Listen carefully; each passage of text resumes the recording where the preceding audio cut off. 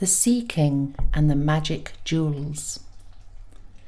This is a tale beloved by the children of Japan and by the old folk, a tale of magical jewels and a visit to the Sea King's palace.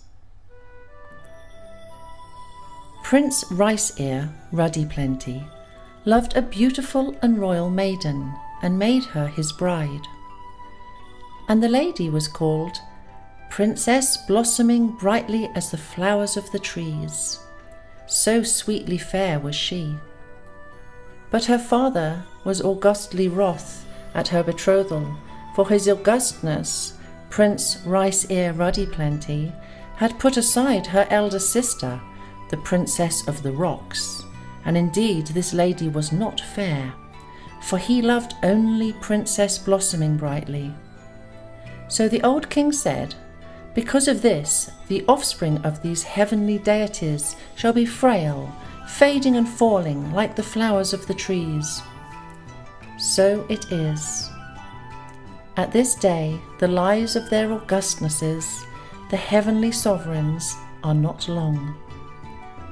Howbeit, in the fullness of time, the lady, blossoming brightly as the flowers of the trees, bore 2 lovely men-children, and called the elder Fireflash, and the younger Firefade. Prince Fireflash was a fisherman who got his luck upon the wide sea, and ran upon the shore with his august garments girded. And again he tarried all the night in his boat upon the high wave crests, and he caught things broad of fin, and things narrow of fin, and he was a deity of the water weeds, and of the waters, and of the fishes of the sea. But Prince Firefade was a hunter, who got his luck upon the mountains and in the forest, who bound sandals fast upon his feet, and bore a bow and heavenly feathered arrows. And he caught things rough of hair, and things soft of hair, and he knew the trail of the badger and the wild cherry's time of flowering, for he was a deity of the woods. Now Prince Firefade spoke to his elder brother, Prince Fireflash, and said, "Brother, I am aweary of the green hills. Therefore let us go now exchange our luck. Give me thy rod, and I will go to the cool waters. Thou mayst take my great bow and all my heavenly feathered arrows, and try the mountains, where, trust me, thou shalt see many strange and beautiful things, unknown to thee before." But Prince Fireflash answered, "Not so, not so." And again, after not many days were past, Prince Firefade came and sighed, "I am weary of the green hills. The fair waters call me. Woe to be a younger brother." And when Prince Fireflash took no heed of him, but angled with his rod day and night, and caught things broad of fin, and things narrow of fin, Prince Firefade drooped with desire, and let his long hair fall unattended upon his shoulders. And he murmured, "Oh, to try my luck upon the sea." At last Prince Fireflash, his elder brother, gave him the rod for very weariness, and betook himself to the mountains. And all day he hunted, and let fly the heavenly feathered arrows, but rough of hair or soft of hair, never a thing did he catch. And he cried, "Fool, fool, to barter the heavenly luck of the gods." So he returned. And his augustness, Prince Firefade, took the luck of the sea, and angled in sunshine and in gloom. But broad of fin, or narrow of fin, never a fish did he catch. And moreover, he lost his brother's fish hook in the sea. So he hung his head and returned. And Prince Fireflash said, "Each to his own, the hunter to the mountain, and the fisherman to the sea. For thou and I have brought nothing home, and this night we sleep hungry. We may not barter the luck of the gods. And now where is my fishhook?" So Prince Firefade replied, saying softly, "Sweet brother, be not angry, but toiling all day with thy fishhook, broad of fin or narrow of fin, not a fish did I catch, and at the last I lost thy fishhook in the sea." At this His Highness Prince Fireflash flew into a great rage, and stamping his feet required the fishhook of his brother. And Prince Firefade made answer, "Sweet brother, I have not thy fishhook, but the deep sea, whose bottom no man can search. Though I should die for thee, yet could I not give thee back thy fishhook." But his elder brother required it of him the more urgently. Then Prince Firefade burst the wild wisteria tendrils which bound his august ten-grasped sword to his side, and he said, "Farewell, good sword!" And he broke it into many fragments, and made 500 fishhooks to give to his brother, Prince Fireflash. But Prince Fireflash would have none of them. And again Prince Firefade toiled at a great furnace and made 1,000 fishhooks, and upon his knees he humbly offered them to his brother, Prince Fireflash, for he loved his brother. Nevertheless, Prince Fireflash would not so much as look at them, but sat moody, his head on his hand, saying, "Mine own lost fishhook will I have, that and no other." So Prince Firefade went grieving from the palace gates, and wandered lamenting by the seashore, and his tears fell and mingled with the foam. And when night came, he had no heart to return homewards, but sat down, weary, upon a rock amid the salt pools. And he cried, "Alas, my brother, I am all to blame, and through my foolishness has come this upon me. But oh, my brother, together when we nursed upon the sweet breast of our mother, Princess blossoming brightly as the flowers of the trees, for almost hand in hand did we come into this world." And the moon rose so that the sea and the central land of reed plains was light, but Prince Firefade ceased not to lament. Then Shiko Tsuchi no Kami, the lord of Sea Salt, came with the rising tide and spoke. "Wherefore weeps the heaven's sky height?" And Prince Firefade made answer, "I have taken my brother's fishhook, and I have lost it in the sea. And though I have given him many other fishhooks for compensation, he will have none of them, but desires only the original fishhook. Truly the gods know I would give my life to find it, but how should that serve?" And Shiko Tsuchi no Kami took him by the sleeve to where a boat moved upon the water, and set him in the boat and pushed it from the shore, saying, "My son, pursue the pleasant path that Tsuki Yomi no Kami, his augustness, the moon night possessor, has made for thee upon the waters. And at the end thou shalt come to a palace made of fishes' scales, which is the palace of the great king of the sea. Before the gate there is a clear well, and by the well side there grows a cassia tree with many spreading branches.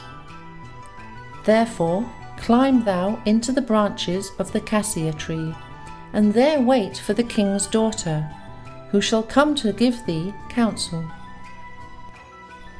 And Prince Firefade, standing up in the boat, made obeisance and thanked the Lord of Sea Salt. But this one girded his august garments and pushed the boat before him till he was thigh-high deep in the water. And he said, "Nay, nay, fair youth, no thanks. only do my bidding." So His Augustness Prince Firefade came to the Sea King's palace, and he forthwith climbed the cassia tree and waited amongst its green branches. At the day's dawning came the handmaidens of the Sea King's daughter with their jewelled vessels to draw water from the well. And as they stooped to dip their vessels, Prince Firefade leaned and watched them from the branches of the cassia tree, and the glory of his august countenance made a brightness upon the waters of the well. So all the maidens looked up and beheld his comeliness and were amazed. But he spoke them fairly, and desired of them a little water from their vessels. So the maidens drew him water in a jewelled cup. Howbeit the jewels were clouded because of the coldness of the well water, and they presented it to him with all reverence. Then, not drinking the water, Prince Firefade took the royal jewel from his neck, and holding it between his two lips, he dropped it into the cup, and the cup he gave again to the maidens. Now they saw the great jewel shining in the cup, but they could not move it, for it clung fast to the gold. So the maidens departed, skimming the water like the little birds of the offing. And they came to the Sea King's daughter, bearing the cup and the jewel in it. And the princess, looking at the jewel, asked them, "Is there, perchance, a stranger at the gate?" And one of the maidens answered, "There is someone sitting in the branches of the cassia tree, which is by our well." And another said, "It is a very beautiful young man." And another said, "He is even more glorious than our king. And he asked water of us, so we respectfully gave him water in this cup. And he drank none of it, but dropped a jewel into it from his lips. So we have brought them unto thine augustness, both the cup and the jewel." Then the princess herself took a vessel and went to draw water at the well, and her long sleeves and certain of the folds of her august garments floated behind her, and her head was bound with a garland of sea flowers. And coming to the well, she looked up through the branches of the cassia tree, and her eyes met the eyes of Prince Firefade. And presently she fetched her father, the Sea King, saying, "Father, there is a beautiful person at our gate." So the Sea King came out and welcomed Prince Firefade and said, "This is the august child of the heaven's sun height." And leading him into the palace, he caused the floor to be spread with 8 layers of rugs of asses' skins and 8 layers of rugs of silk, and set the prince upon them. And that night he made a great banquet, and celebrated the betrothal of Prince Firefade to his daughter, the fair jewel princess. And for very many days there was held high revel and rejoicing in the Sea King's palace. But one night, as they took their ease upon the silken floor, and all the fishes of the sea brought rich dishes and sweetmeats in vessels of gold and coral and jade to set before them, the fair jewel princess herself sat at Prince Firefade's right hand to pour the wine into his cup. And the silver scales upon the palace walls glittered in the moonlight. But Prince Firefade looked out across the sea path, and thought of what had gone before, and so heaved a deep sigh. Then the Sea King was troubled, and asked him, saying, "Wherefore dost thou sigh?" But Prince Firefade answered nothing. And the fair jewel princess, his betrothed wife, came closer, and touched him on the breast, and said softly, O thine Augustness, my sweet spouse, art thou not happy in our water palace, where the shadows fall green, that thou lookest so longingly across the sea path? Or do our maidens not please thee, who move silently like the birds of the offing? O my lord, despise me not, but tell me what is in thine heart.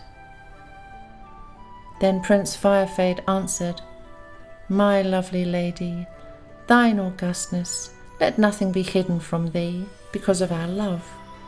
And he told them all the story of the fishhook, and of his elder brother's wrath.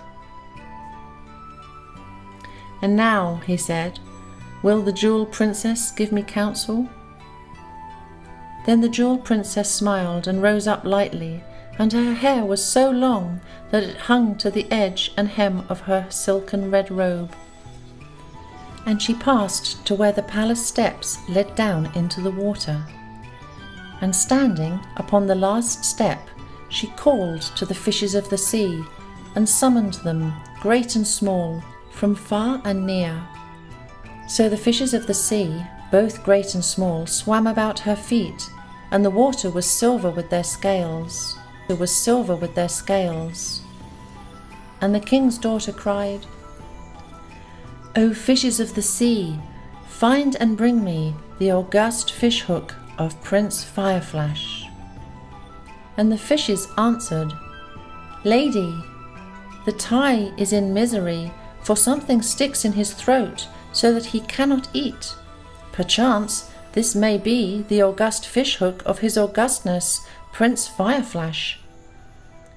Then the princess stooped down and lifted the tie from the water, and with her white hand she took the lost fishhook from his throat. And after she had washed and dabbled it for a little, she took it to Prince Firefade, and he rejoiced and said, This is indeed my brother's fishhook. I go to restore it instantly, and we shall be reconciled, for he loved his brother. But the fair jewelled princess stood silent and sorrowing, for she thought, Now will he depart and leave me lonely.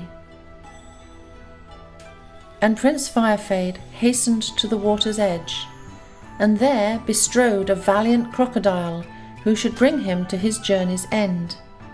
And ere he went, the Sea King spoke, Fair youth, now listen to my counsel.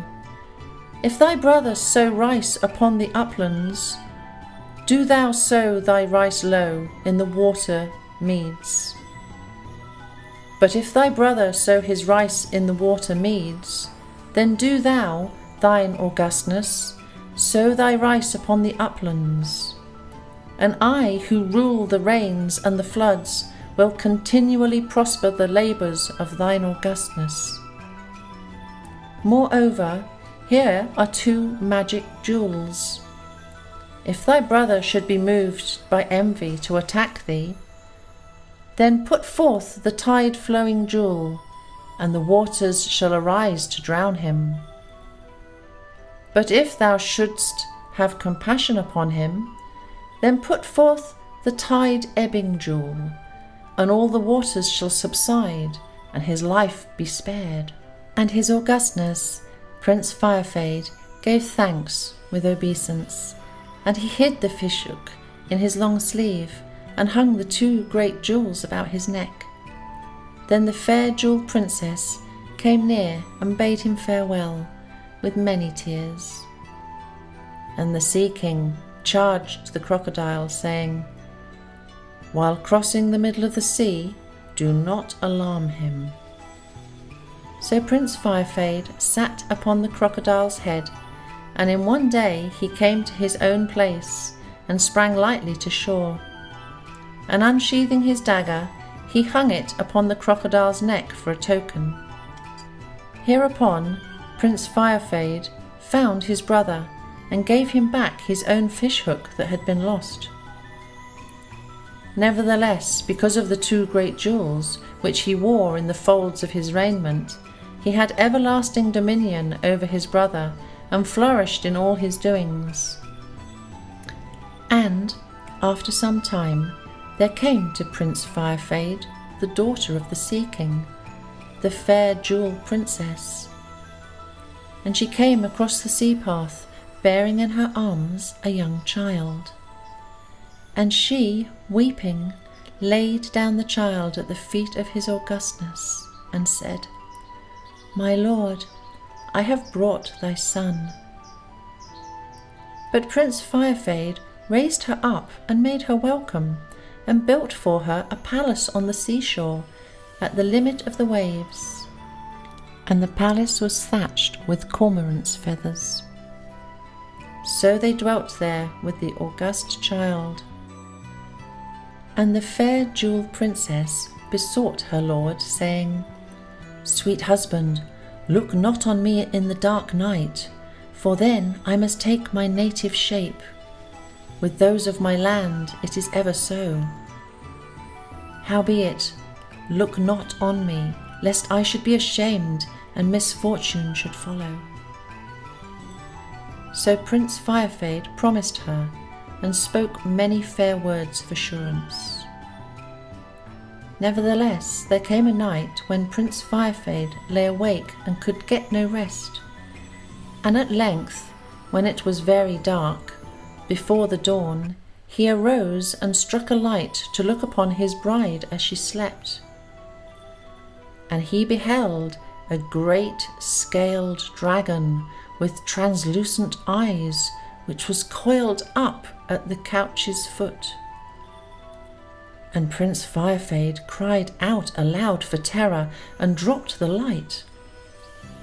Then morning broke very grey upon the sea, and at the same instant the great dragon stirred, and from its coils the Jewel Princess lifted up her lovely head.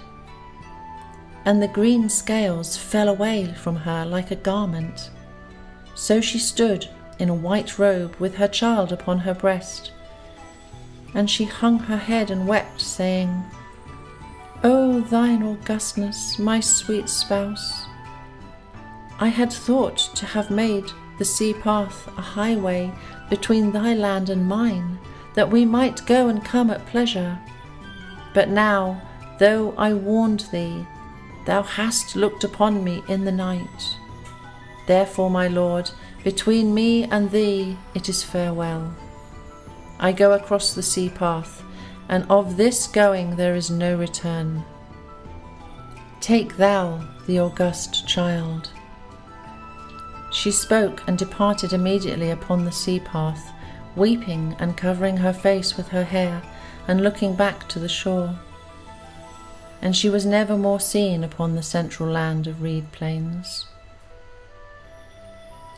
Moreover, she shut the gates of the sea, and closed the way to her father's palace.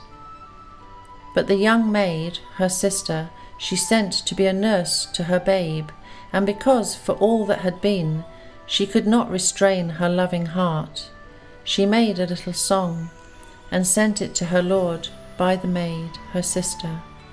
And the song said, "Oh, fair are the red jewels, and fair is the string on which they are strung. Even so fair is my babe, but brighter far and more renowned are the white jewels, the jewels that are like my lord."